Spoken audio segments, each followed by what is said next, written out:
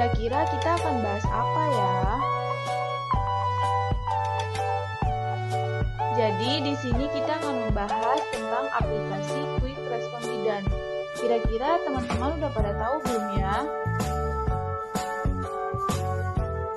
Nah, aplikasi ini merupakan sistem yang akan dibangun untuk pelayanan darurat pada bidan berbasis Android. Asuhan ini mencakup upaya pencegahan, promosi persalinan normal, deteksi komplikasi pada ibu dan anak, dan akses bantuan medis atau bantuan lain yang sesuai, serta melaksanakan tindakan kegawat darurat. Nah, teman-teman, aplikasi ini bisa mengatasi masalah-masalah yang ada dalam lingkup kebidanan loh. Kira-kira apa aja ya masalah yang bisa diatasi? Yang pertama, AKI dan AKB yang masih tinggi karena kegawat daruratan maternal dan neonatal. Yang kedua, kurangnya pengetahuan ibu mengenai tanda bahaya kehamilan. Yang ketiga, kurangnya pelayanan yang memadai, khususnya di daerah-daerah terpencil. Yang keempat, keterbatasan untuk datang ke fasilitas kesehatan di masa pandemi. Yang kelima, kurangnya edukasi mengenai persiapan persalinan ibu.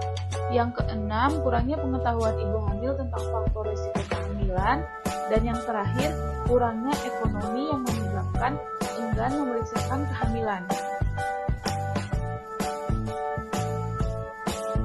Selain itu, aplikasi ini juga menawarkan berbagai solusi loh teman-teman. Yang pertama, dapat menyediakan informasi terdekat di daerah pengguna. Kedua, dapat memberikan edukasi secara efektif dan efisien. Dan yang terakhir, dapat terhubung dengan dokter SPOG dan juga bidan jika teman-teman ingin berkonsultasi secara langsung. Nah, teman-teman, berikut adalah gambaran dari aplikasi Quick Response Bidan. Sebelumnya, aplikasi ini berbentuk seperti aplikasi biasanya dan bisa di-download di Play Store untuk cara menggunakannya.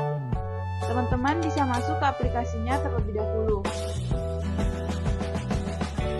Setelah masuk ke aplikasi, teman-teman bisa langsung login ke dalam akun. Untuk teman-teman yang belum punya akun, bisa daftar terlebih dahulu dengan menggunakan email atau nomor HP. Jika sudah login, teman-teman bisa memilih fitur yang teman-teman ingin gunakan. Nah, di sini ada beberapa fitur. Untuk fitur profil, bisa diisi data-data dari teman-teman atau bisa dilihat pada buku pink yang didapat dari bidan saat pemeriksaan kehamilan. Untuk fitur konsultasi, teman-teman bisa memilih dengan siapa ingin berkonsultasi, apakah dengan bidan atau dengan dokter. Jika sudah memilih, maka akan muncul nama bidan atau dokter yang ingin teman-teman konsultasikan dan akan berlanjut ke chat aplikasi. Ada juga fitur berita terkini, berisi berita-berita tentang kehamilan, persalinan, hingga nifas. Jadi, teman-teman bisa memilih sesuai kebutuhan yang terdapat pada fitur ini. Nah, untuk fitur yang satu ini sangat bermanfaat bagi teman-teman yang sedang hamil dan mengalami keadaan darurat atau tanda-tanda persalinan di saat teman-teman sedang bepergian, karena fitur ini dapat mencari bidan terdekat di sekitar teman-teman berada.